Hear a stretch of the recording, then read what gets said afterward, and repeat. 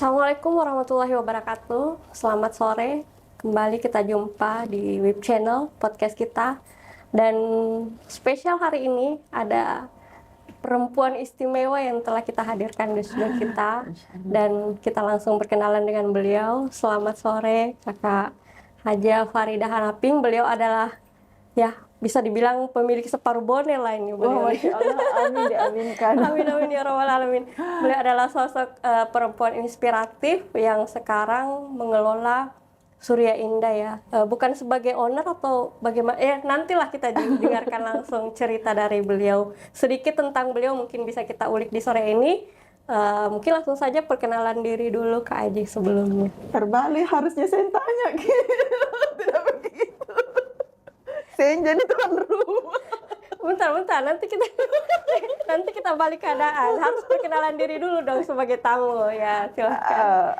Oke, kita lanjut aja. Jadi sebenarnya saya tuh kesini perjanjiannya saya jadi host. Ya, jadi kesepakatannya itu saya jadi host karena terus terang saya sangat penasaran dengan adik kita yang satu ini. Kalau untuk di Bone, siapa sih yang tidak kenal ya. Jadi karena sudah kesepakatan, jadi saat ini saya jadi tuan rumah. Bentar, sebagai tamu harus perkenalan diri dulu dong sebelum masuk ke sesi tanya jawab. Assalamualaikum warahmatullahi wabarakatuh. Perkenalkan saya Faridah Hanaping. Saat ini berdasarkan kesepakatan saya jadi host untuk adik kita yang menjadi narasumber ya. Semua sudah tahu kita berada di mana di WIB, Wartawan Independen Bone, podcast kita. Harusnya orang Bone kayaknya ketinggalan deh kalau belum tonton channel ini. Insya Allah berikut akan semakin produktif lagi, apalagi adik kita ini telah selesai kuliahnya ya. Alhamdulillah. Semoga insya Allah dimudahkan menjadi pengacara. Amin. Nah, senang sekali saya bisa berada di tempat ini yang luar biasa. Selama ini hanya nonton saja di channel YouTube-nya. Para tokoh di Bone diwawancarai oleh adik kita yang hebat ini. Nah, siapakah beliau? Saya tadi sudah mendapatkan sedikit, masih sedikit. Nanti kita tanya-tanya lagi ya. Eka Handayani. Sekolahnya itu di SD 22 Macege, MTS 1 Bone. Wow, MTS 1 Bone itu sekolah paling favorit sekarang di Bone. Man 1 juga. Ini sekolah agama semua nih, berarti latar belakangnya agama.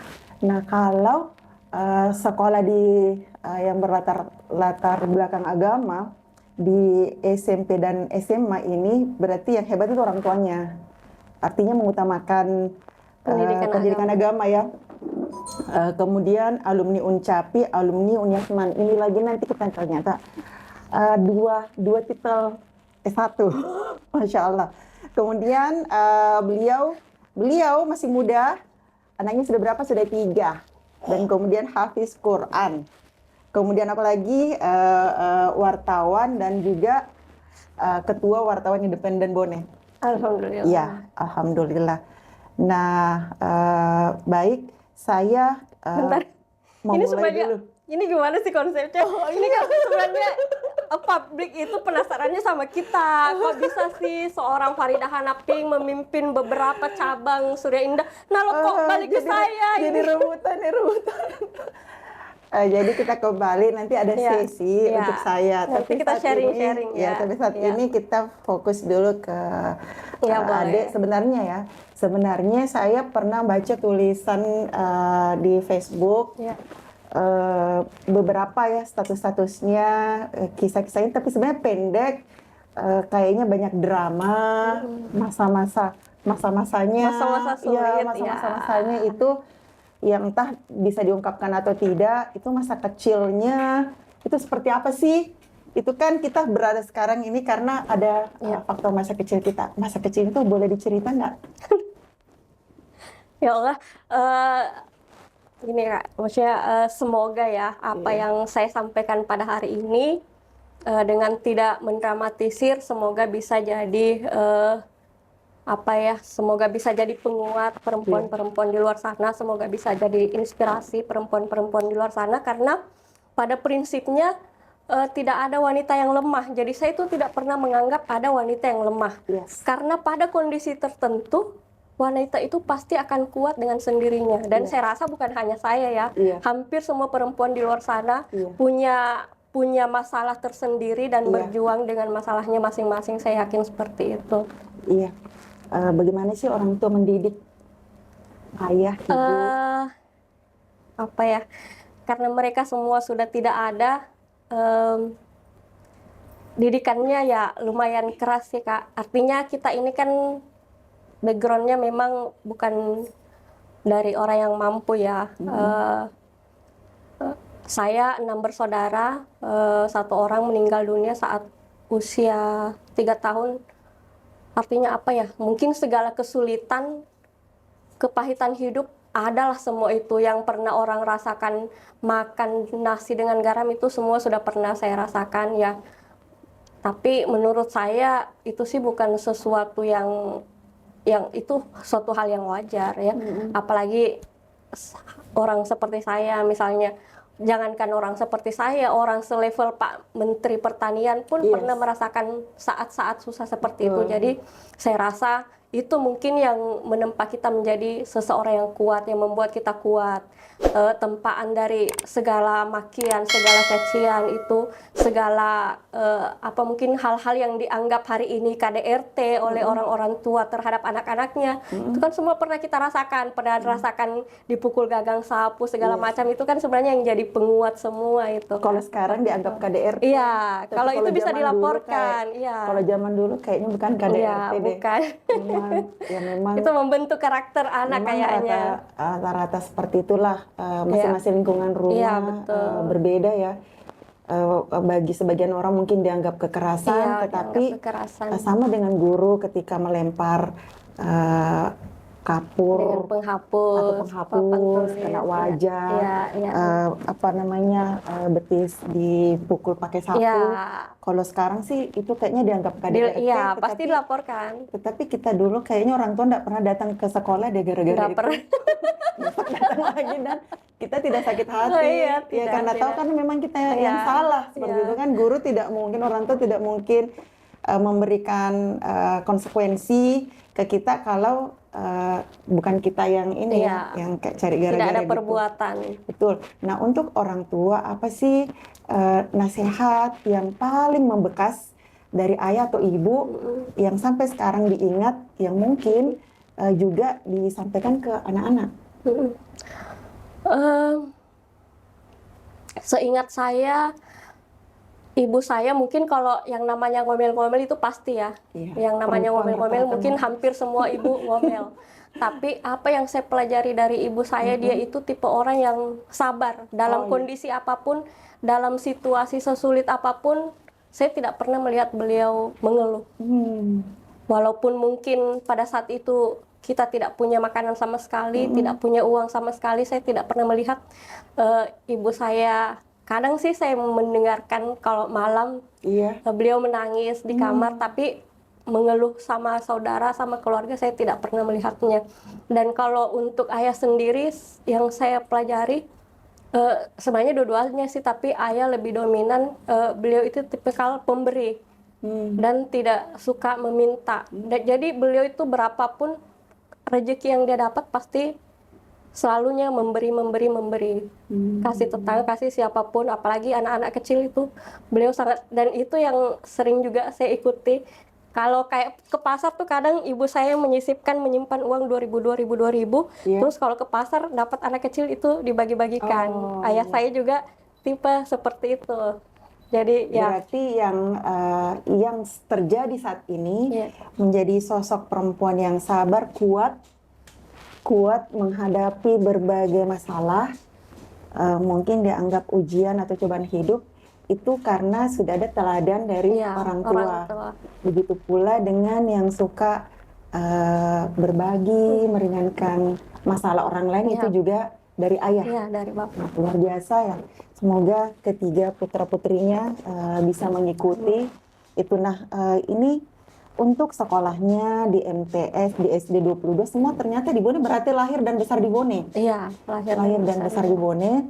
Ini selama masa sekolah mungkin ada yang membekas, ada yang menjadi sesuatu yang diingat sehingga membuat seperti saat ini. Mungkin SD, SMP atau SMA.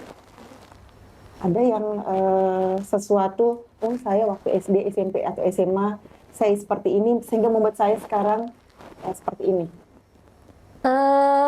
Kalau terkait dengan profesi yang sekarang ya, saya tuh dari kecil memang minat menulis, Kak. Oh, suka Ya, menulis. membaca, menulis. Iya. Dulu saya Masih tuh SD? suka, ya dari kecil memang tuh sudah hobi nulis. Apa kayak puisi gitu kan? Berarti ada atau guru pengarang. ada guru yang diingat nggak? Biasanya kan membimbing kita guru ya. Tidak sih, karena justru mama Oh, tuh, ibunya. Iya, iya, iya, iya. apalagi mama tuh saya ingat dia tulisannya sangat cantik. Saya tidak tahu apakah memang orang zaman dulu tuh tulisannya cantik-cantik. Oh, dari Iya. ibu. Oh, iya, iya, iya. Iya.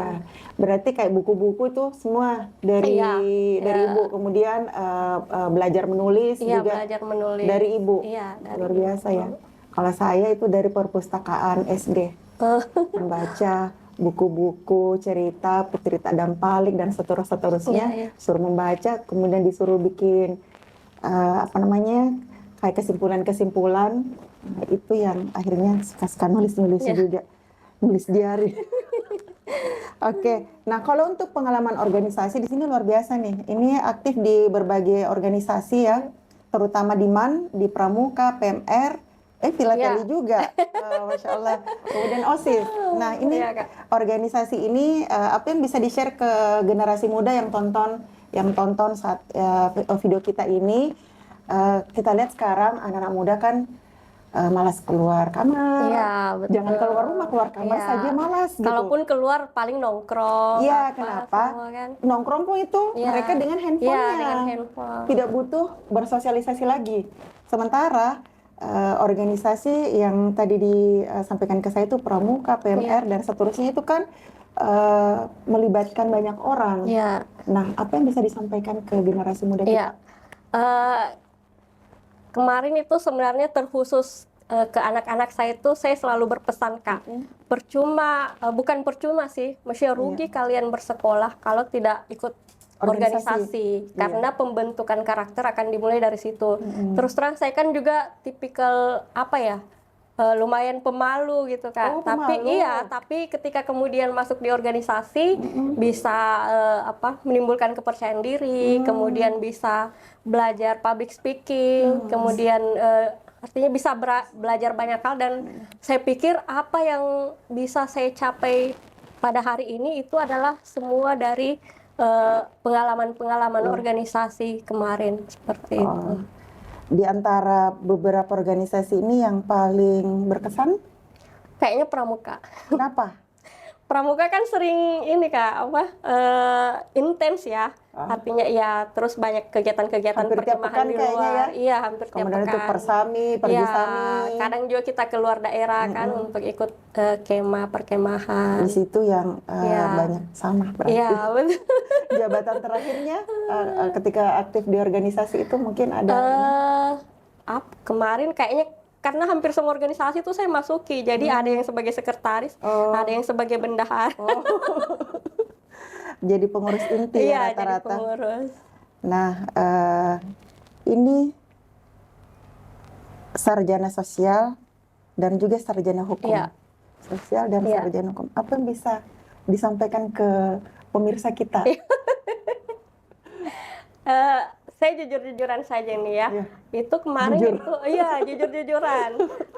Kemarin itu sebenarnya saya kan kuliah di Uncapi masuk 2000 berapa ya? 2008 kalau tidak salah. Iya, 2008 itu waktu setelah melahirkan anak kedua. Anak kedua ini setelah lahir anak kedua, itu sebenarnya bukan niat cari ilmu sebenarnya.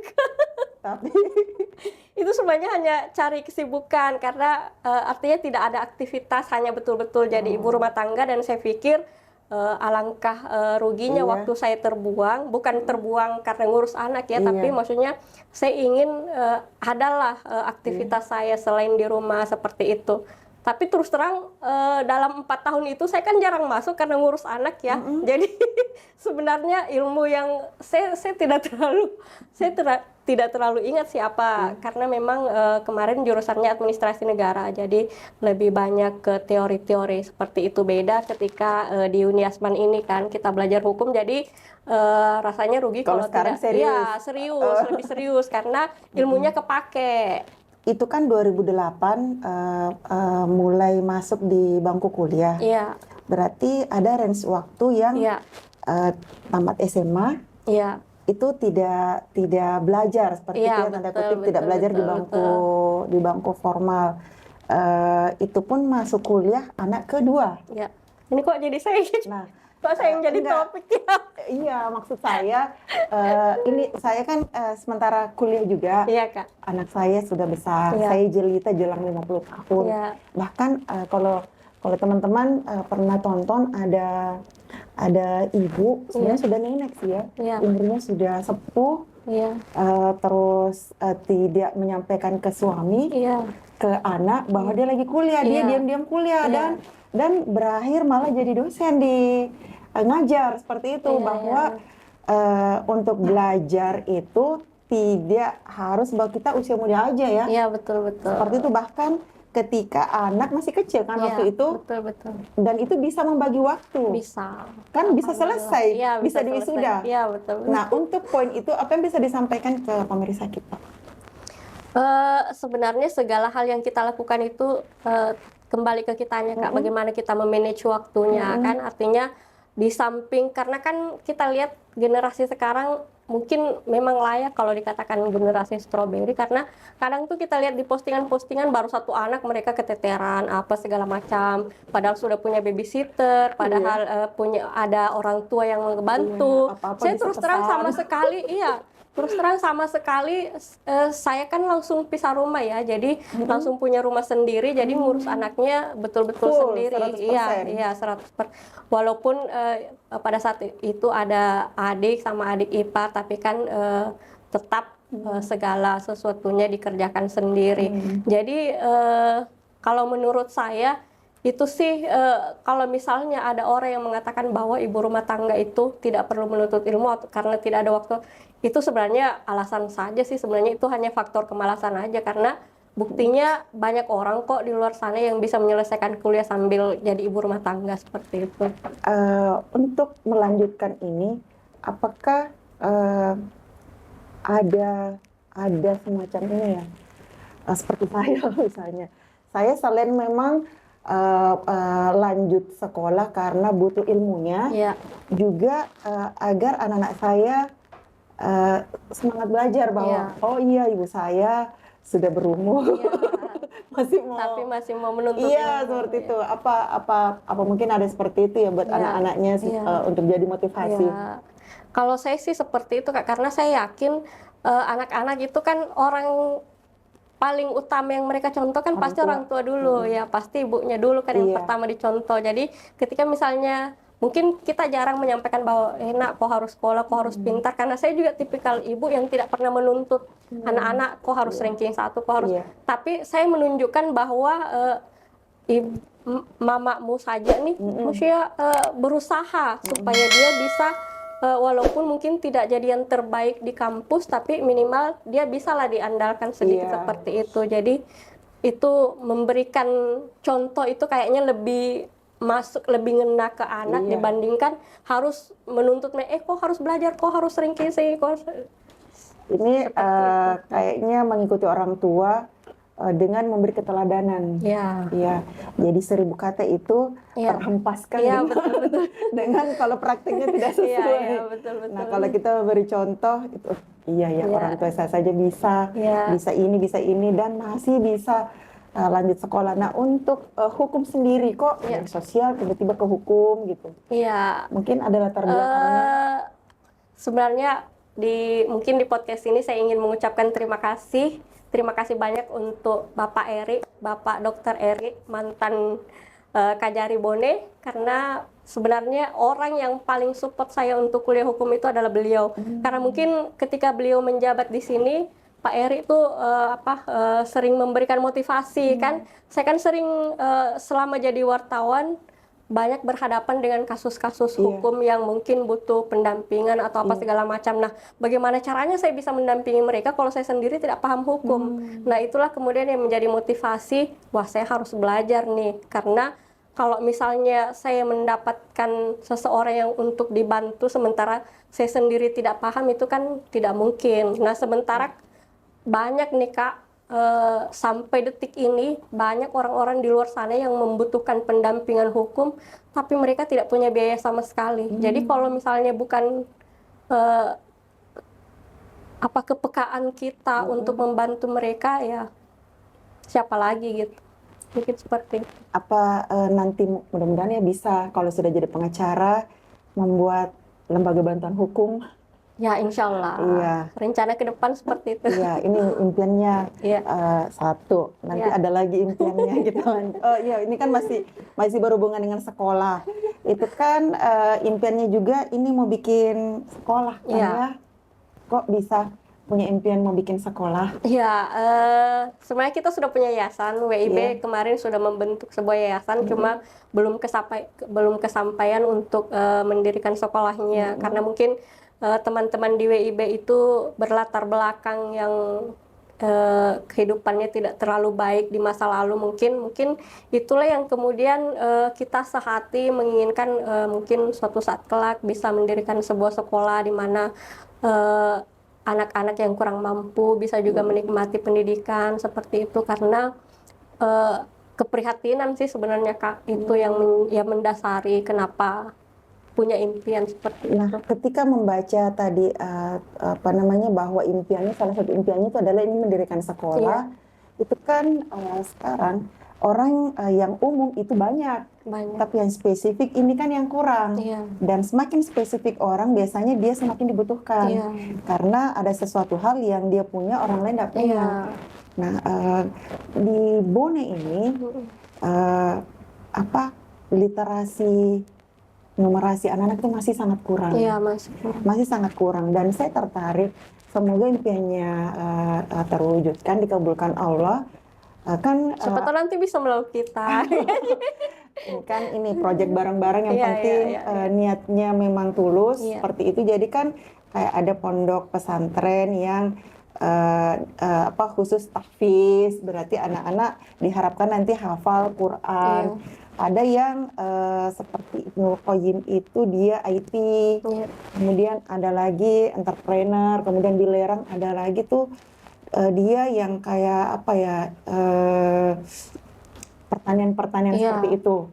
Nah, kenapa tidak sekolahnya nanti ini mungkin masih umum sesuai dengan kebutuhannya anak-anak, tetapi anak-anak yang keluarannya mungkin entah mulai dari TK, SD, tetapi anak-anak ini nanti bisa berpikir kritis, bisa menulis, betul. Seperti itu. Jadi gambarannya sesuai dengan latar belakang para pendiri-pendirinya. Jadi mereka nanti insya Allah menjadi jurnalis-jurnalis hebat yang memang sejak kecil arahnya ke situ, sehingga mereka menjadi jurnalis yang sebenarnya. Ya, semoga dikabulkan sama Allah. Amin, ya. Amin, ya. Nah, kemudian kita masuk ke ini. Kok bisa jadi wartawan? Gimana ceritanya? Ibu rumah tangga, kemudian sekolah. Apakah pada saat kapan nih jadi wartawan? Kalau begitu di momen ini saya ingin berterima kasih lagi. Sebenarnya orang yang maksudnya bukan mensupport, tapi pada saat itu Kak, saya ingat sekali itu di 2011 akhir. Itu ketika saya sedang penyelesaian kuliah di Uncapi kan, kebetulan pada saat itu rumah tangga saya juga sedang dan saya tidak punya pegangan apa-apa, tidak punya pekerjaan apa-apa, tidak punya jaringan siapa-siapa. Pada saat itu saya ingat di kantor Uncapi itu teman saya Burhan yang sekarang jadi wartawan juga, dia di Tribun Bone kemarin, dia lagi packing koran. Terus saya tanya, "Bur, itu jadi wartawan susah ya?" Dibilang, "Kenapa kak? Minat Ki kah?" Bilang, "Bisa kah? Langsung ikut temani Ki ke kantor." Ketika hari itu saya datang ke kantor Tribun Bone sama pengaji Andi Asdar, langsung ditanya ijazah terakhir ya. Iya. Ijazah terakhir saya store, langsung beliau bilang, "Oke kak, untuk ngetes dulu kan, silahkan tulis satu berita tentang maba di kampus Uncapi." Oh ya. Nah, ketika saya nulis berita itu, kemudian langsung dikasih 1 halaman untuk pertanggungjawab. Saya kaget juga sih, maksudnya ini baru tapi tiba-tiba langsung dikasih jadi penanggung jawab halaman. Hari itu saya ingat penanggung jawab halaman hukum dan politik. Jadi selama 2 tahun terakhir itu, hampir 3 tahun itu saya poskonya di Pengadilan Negeri Watampone. Jadi tiap pagi, Di Tribun itu hampir 3 tahun. Iya, Masya 3 Allah. tahun. Jadi tiap pagi tuh saya sudah standby di Pengadilan Negeri. Pulangnya kadang maghrib, Berarti kadang 2011? sore. Iya, akhir 2011. Oh iya, berarti hampir selesai perkuliahan. Iya, hampir selesai perkuliahan. Itu kemudian lanjut sampai dengan Iya, sampai sekarang. Oke. Kemudian apa tantangan terbesarnya ketika menjadi wartawan? Tantangan terbesar apa ya?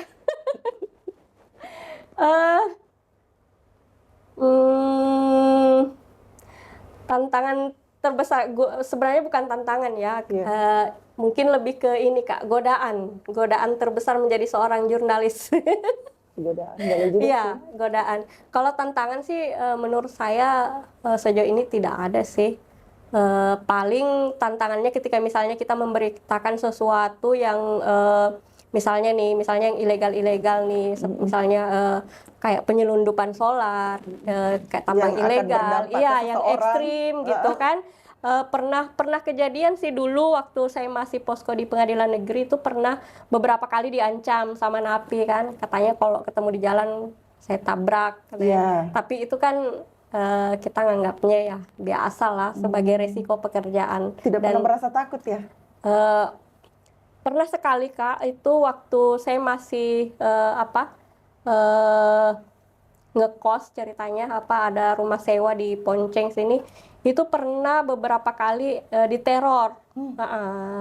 Gara-gara tulisan ya? Iya, gara-gara tulisan. Rumah dilempari sampai anak-anak kemudian saya standby kan, saya suruh bawa apa semacamnya lah maksudnya untuk jaga diri. Tapi alhamdulillah sejauh ini tidak apa-apa ya. Berarti memang jurnalis itu memang resikonya ke resikonya ke diri sendiri, ke nyawa kita memang betul. Kita berani memberitakan sesuatu yang akan berdampak ke seseorang. Betul. Apalagi kalau dampaknya ke kelompok. Iya, betul.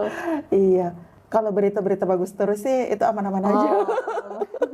Apalagi saat sekarang kan maksudnya ketika anak-anak sudah dewasa semua itu jadi ada muncul kekhawatiran tersendiri, maksudnya takutnya pemberitaan itu berdampak ke anak-anak nantinya kan. Beda ketika mereka masih kecil-kecil masih bisa diawasi, kalau ketika mereka dewasa kan pergaulannya sudah kemana-mana, jadi kita khawatirnya di situ. Kemudian yang ingin saya sampaikan juga itu godaan terbesar bagi seorang jurnalis itu ya suap itu sih. Iya. Seperti itu. Ya, seperti itu. Kayaknya rata-rata profesi mungkin itu ya, karena ya zaman sekarang cara praktis mencapai tujuan. Cara instan untuk mendapatkan uang ya. Dan cara instan mendapatkan uang juga memang kan ini bisa terjadi kalau kedua belah pihak. Iya, menginginkan. Mau sama mau. Iya.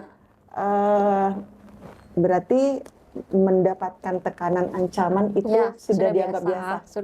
Sudah biasa sampai dengan sekarang. Kalau sekarang alhamdulillah, karena mungkin lebih soft sekarang. Gitu tidak sekeras dulu sih, karena apalagi kan sudah banyak adik-adik yang lain ya. Biarlah mereka. Kayaknya dengan adanya komunitas itu kita kayaknya lebih terjaga. Orang mungkin berpikir berkali-kali lipat untuk mengganggu kita, karena ketika berani mengganggu kita, ini komunitas kita pasti akan bergerak. Bereaksi. Iya, pasti akan bergerak. Nah, itu bersyukur ada wartawan Independen Bone. Ini wartawan Independen Bone ini sebenarnya di Bone saja atau Itu cabang atau apa Sebenarnya sebenarnya ini organisasi lokal Kak, Oh, cuma lokal. kebetulan anggotanya ada yang di Sopeng, ada di Sinjai, ada di Makassar. Tapi ini wartawan independen Bone mungkin ada di Radar, ada di Tribun atau Iya, ada di beda-beda mana? media. Namanya organisasi hanya mewadahi Iya. wartawan. Jadi mereka punya media masing-masing. Media boleh berbeda, tetapi persatuannya Organisasinya ada. tetap sama. Organisasinya ada. Oh, iya. Iya. Ikut di itu juga ya? Apa sih yang organisasi wartawan yang se-Indonesia? PWI. Iya, PWI. Tidak Kak. Oh, tidak. Sebenarnya sih kalau ikut aturan sebenarnya semua wartawan yang pernah Harusnya mengikuti jadi member UKW ya? harus jadi ya anggota PWI harusnya. Kemudian ini perjalanan usaha. Kan pernah juga kan itu atau sampai sekarang ya masih ada usahanya? Nggak ada sih Kak. Kan pernah tahun berapa ya itu sempat viral di Bone. Iya. Kita kalau mau makan kepiting hambur atau apa namanya? Kerang tumpah. Kerang tumpah, ya.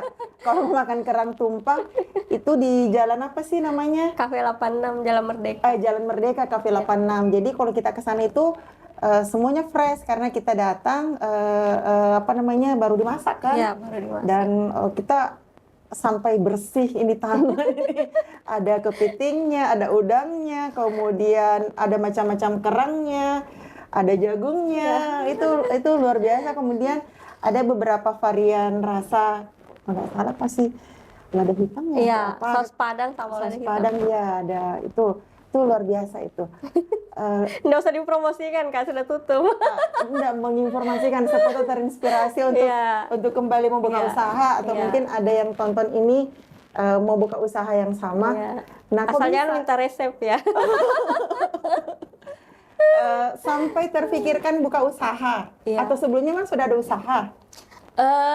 Sebenarnya begini Kak, saya tuh sebenarnya selain suka nulis, sebenarnya juga suka masak. Oh, suka masak. Iya, suka karena kebetulan ibu dulu kan memang sering dipanggil masak sama orang kan. Iya, iya. Beliau juga dulu jualan kue-kue untuk ya Berarti dari orang tua? dari orang tua. Ya.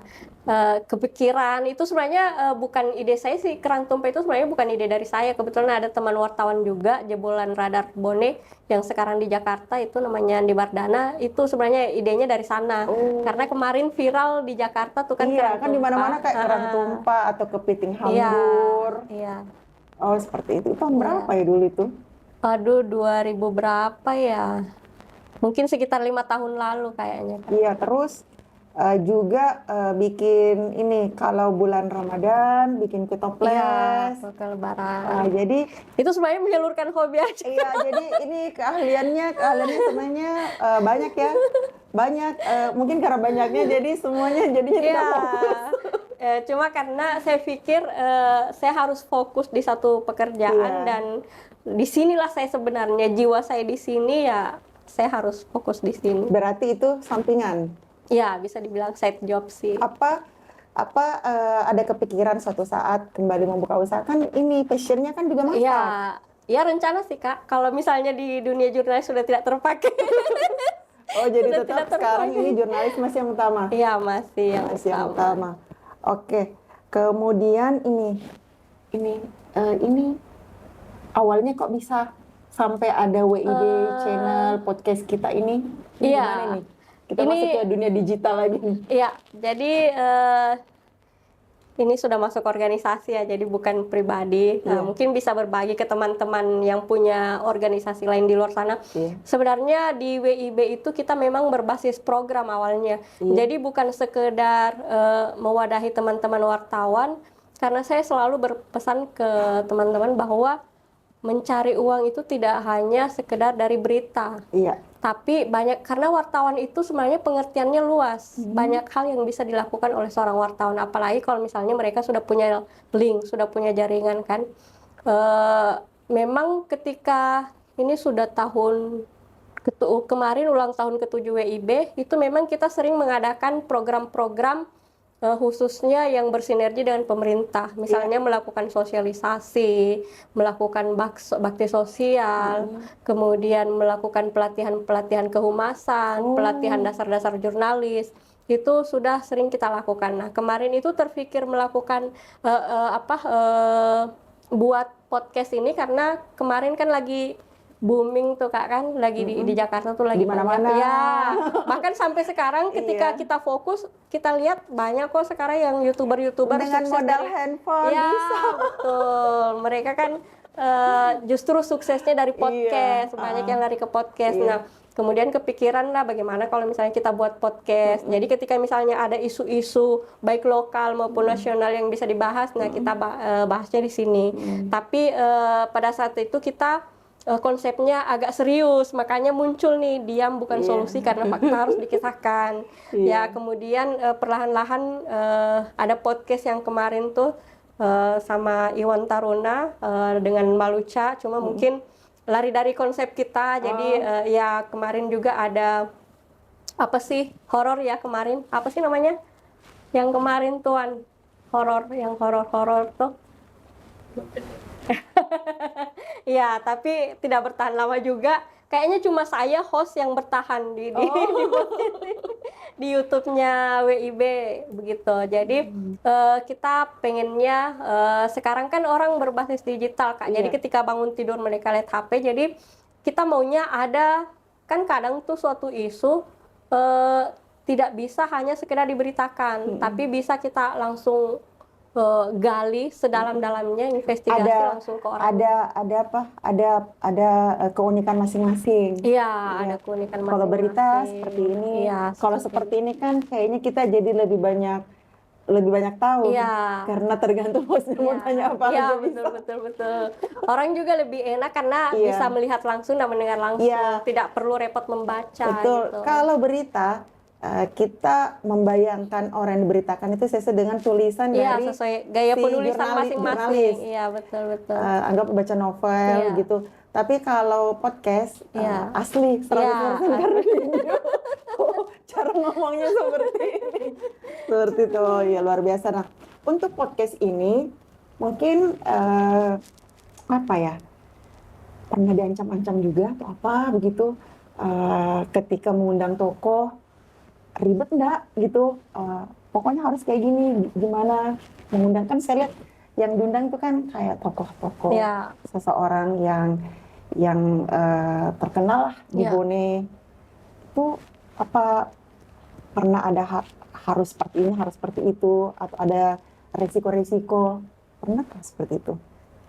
Sejauh ini kayaknya resiko tidak ada sih Kak. Justru kita ini terbenturnya karena narsum. Kadang-kadang mereka tuh mungkin tidak berani untuk tampil langsung ke publik, langsung menyampaikan. Karena ada beberapa narsum yang memang menolak untuk hadir ketika misalnya ada isu-isu yang perlu diperbincangkan. Mereka memang menolak untuk hadir. Jadi Padahal terbenturnya di situ. sangat Iya, padahal sangat diharapkan. Iya sih.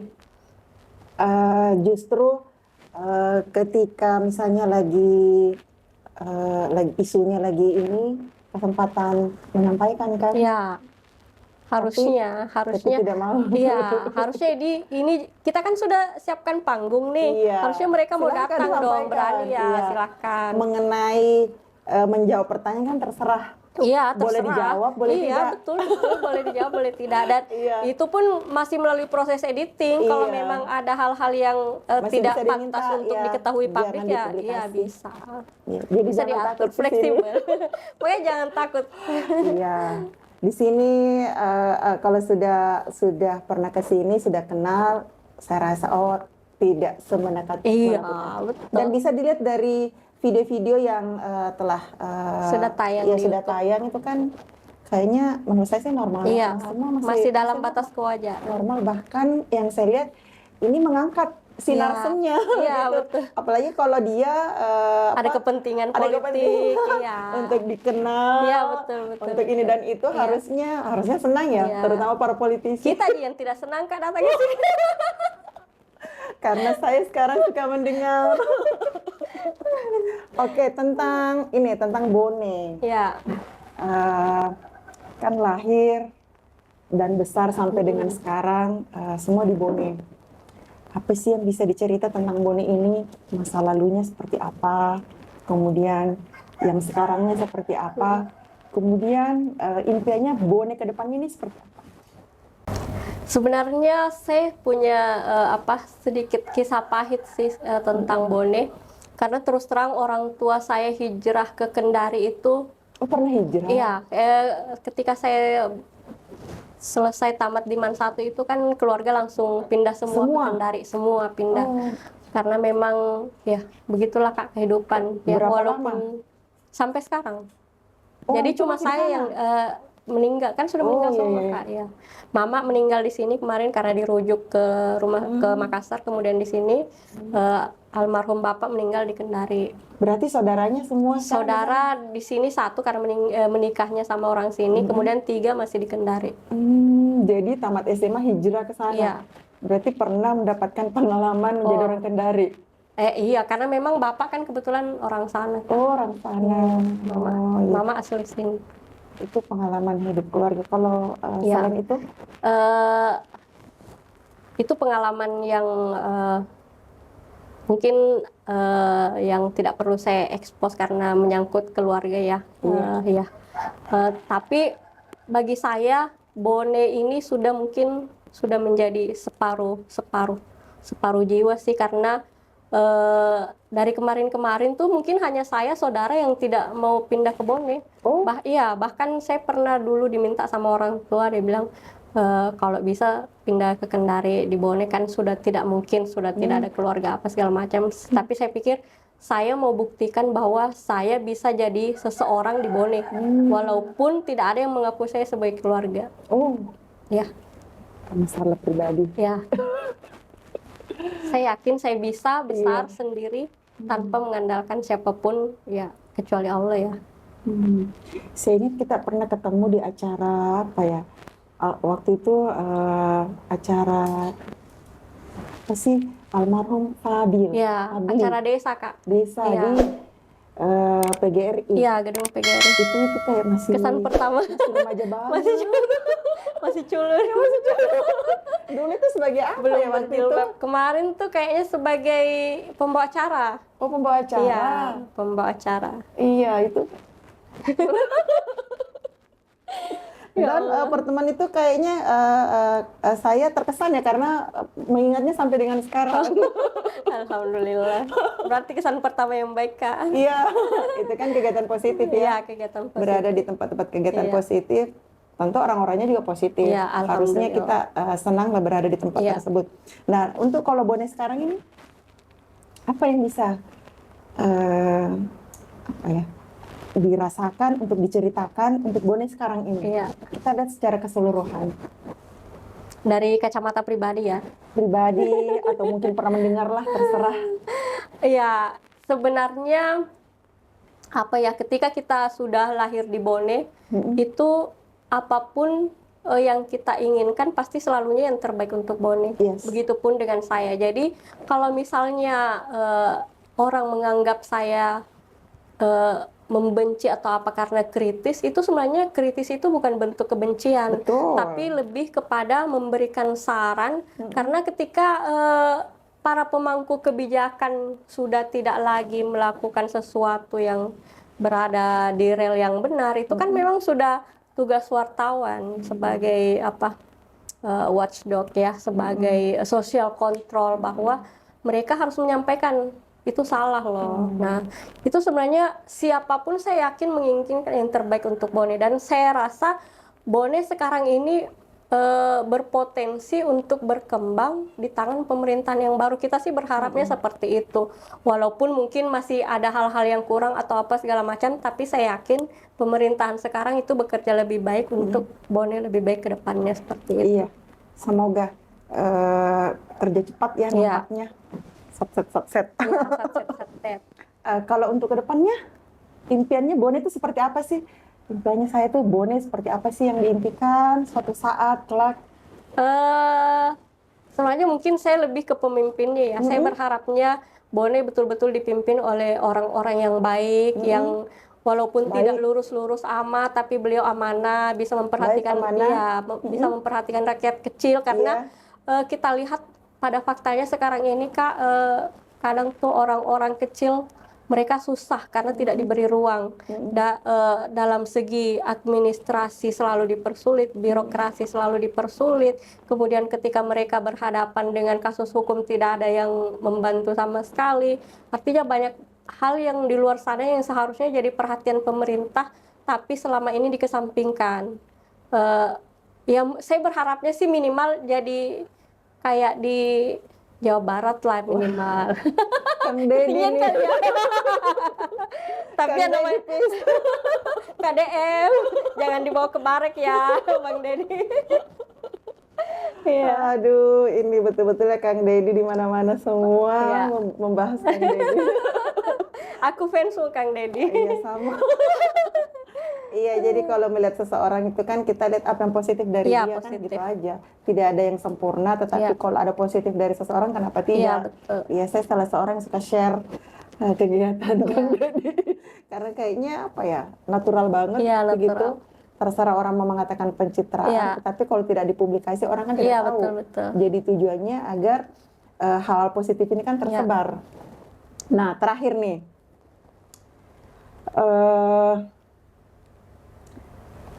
Sebagai seorang ibu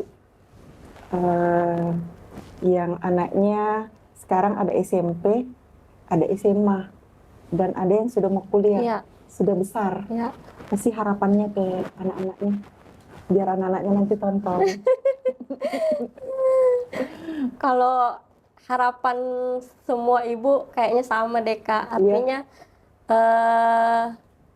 kalau saya tidak pernah menuntut anak untuk lebih ke akademik, artinya dia harus cerdas, dia harus apa. Tapi sebenarnya saya yang paling bikin saya sedih kalau misalnya saya kan kemarin mondokkan mereka di pesantren, jadi saya berharap sekali anak-anak saya kelak mungkin apalagi almarhum kakeknya itu kan imam masjid, kemudian suka muazin juga kan. Saya berharapnya cucu-cucunya bisa mengikuti jejak-jejaknya gitu kan. Jadi anak soleh soleha. Ya minimal kita ketika nanti ada yang mendoakan gitu kan, Iya. kalau anak-anak basic agamanya kuat, ya kita berharapnya kalaupun dia melangkah suatu saat jalannya salah, ada basic agamanya yang pondasinya sudah Pasti ada akan gitu. kembali tertarik Iya, karena betul. dasarnya Sudah ada pondasi.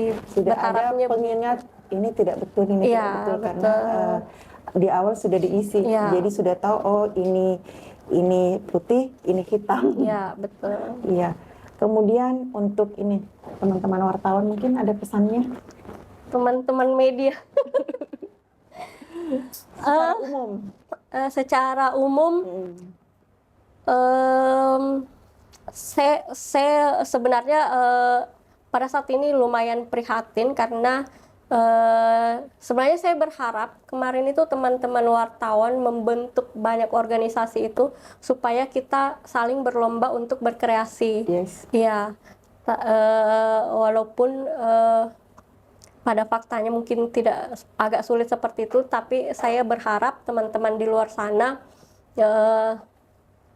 tetap dengan integritasnya, dengan idealismenya, dan saya berharap juga bisa membantu pemerintah dengan segala sumbangsi pemikiran mereka, dan saya juga berharap mereka nanti sukses dengan profesinya masing-masing karena biasa saya tekankan ke teman-teman WIB itu bahwa saya bilang wartawan itu tidak akan selamanya. Ini bisa jadi batu loncatan kamu ke depannya. Iya. Ketika misalnya kamu ingin jadi sesuatu yang kamu inginkan, Iya. tapi melalui jaringan-jaringan di wartawan kemudian mungkin bisa dicapai dengan lebih mudah seperti itu. Jadi itu yang sebenarnya saya berharap sekali kepada teman-teman media di luar sana. Mudah-mudahan kedepannya akan lebih sukses dengan tidak hanya berpikir bahwa wartawan itu hanya sekedar menulis berita tapi bisa mungkin melakukan pendampingan, bisa membantu melakukan mediasi, artinya melakukan hal-hal positif itu bagian dari kerja-kerja wartawan sebenarnya. Kalau untuk perempuan boneh, Aduh. Saya sebenarnya enggak pantas nih Kak ngasih apa ya, paling nanti perempuan siapa sih ini siapa gitu kan. Mungkin satu kalimat, dua kalimat Ya, harapan-harapan untuk perempuan Bone. harapannya perempuan-perempuan Bone bisa tangguh lah dalam segala situasi. Saya ingin menyampaikan kepada perempuan di luar sana bahwa ini juga sering, karena kebetulan adik perempuan saya 3 Kak. Jadi ketika mereka menghadapi masalah, saya bukan tidak mau bantu, tapi saya ingin mereka mampu menyelesaikannya sendiri supaya mereka belajar bahwa oh ternyata ketika kita punya masalah ini penyelesaiannya ini, ketika punya masalah ini penyelesaiannya ini. Jadi saya juga berharapnya perempuan-perempuan di luar sana jangan merasa bahwa hanya kamu yang punya masalah. Hampir semua orang di luar sana tidak ada masalah. Tapi hanya tidak semua yang menyampaikan ke orang, tidak semua tulis status. Dan saya yakin semua perempuan di luar sana adalah perempuan-perempuan yang tangguh dan mereka bisa mengatasi masalahnya dengan no baper-baper no segala macam ya. Saya yakin lah selama kita masih percaya bahwa kekuatan Allah itu ada, karena yang menguatkan pasti Allah ya. Saya yakin mereka bisa menyelesaikan segala masalah. Ini yang terakhir sekali. Kan sudah berapa kali terakhir? Ini terakhir sudah 3 kali terakhir. Ya, ini terakhir. Kemarin kan nyalek. Ya. Nyalek. Ya. Dan kita tidak berani nyalek. Bukan tidak berani. Ya masing-masing orang kan ada pilihan. Ya, betul. Jadi kita berkontribusi itu sesuai dengan bidang kita masing-masing. Ya. Jadi ada yang di politik, ada yang kalau saya dunia saya bisnis, sosial dan pendidikan. Nah, jadi biarlah masing-masing karena kalau semua masuk di situ itu kan tidak berwarna jadinya. Nah, apa betul ya anggota DPR kita Bone cuma 4 ya perempuan? 4. Iya. Itu kan semakin sedikit. Iya. Dari total berapa? Tapi enggak pernah jadi memang banyak Kak. Kemarin kayaknya 6 ya terakhir. Nah itu kan kok bisa seperti itu semakin berkurang. Padahal menurut saya perempuan Bone itu banyak yang bisa. Kepala-kepala desa itu kan sekarang sudah banyak perempuan. Kayaknya semakin bertambah. Beberapa kepala dinas juga sudah ada beberapa orang perempuan, yang tadinya kan rata-rata laki-laki. Ini kepala dinas sudah beberapa perempuan. Nah, berharap sekali seperti DEK ini bisa kembali mempersiapkan diri untuk menjadi wakil rakyat. Saya angkat tangan Kak. Waduh. Gini ya, sebenarnya saya yakin di luar sana banyak perempuan yang berminat jadi berminat di dunia politik, dan mereka sebenarnya bukan karena tidak paham dan bukan karena mereka tidak mampu, tapi karena memang sudah kayaknya dunia politik sudah terlalu Kak. Saya jujur ketika misalnya kita nyalek kemudian harus mempersiapkan berapa ratus juta gitu, disitulah kemudian kita merasa ini bukan dunia saya, ini sudah nggak benar ini, karena walaupun mungkin banyak di luar sana yang berteriak bahwa saya terpilih no money politik no nonsense sih, saya rasa itu nonsense, dan dari situ saya belajar bahwa ini memang berat apalagi untuk seorang perempuan, karena persaingan tidak sehat itu. Jadi ampun nih. Ampun. Aduh. Kecuali kalau misalnya sudah kembali bersih nih ya. Iya, berharap ya di pemerintahan Bapak Prabowo sekarang, ini kan masih tahun pertama, berproses untuk membuat semuanya jadi lebih bagus. Kan alangkah indahnya kalau seseorang itu maju, banyak yang mendukung, terus semuanya clear, sehingga ketika menjabat tidak ada beban ini dan itu, enak kerjanya, dan semuanya sesuai dengan program bisa sampai. Karena kalau diawali dengan berat itu susah membahasakannya. Oke, demikian Belum selesai. dari saya dulu. Iya. Demikian bincang saya dengan Ade Eka Handayani, Esos SH. Semoga segera menjadi advokat, pengacara perempuan di Bone dengan lembaga bantuan hukumnya, dan juga semoga sekolah WIB bisa segera dimulai. Mungkin ada yang ngasih tanah wakaf, atau mungkin ada gedung dari pemerintah yang tinggal tidak terpakai, dimulai dari 1 kelas sekian jumlahnya anak gitu. Yang penting dimulai saja dulu. Insya Allah nanti yang penting itu kan dimulai dari niat. Saya kira demikian, mohon maaf jika obrolan kami yang sekian durasinya ini, saya tidak tahu durasinya berapa.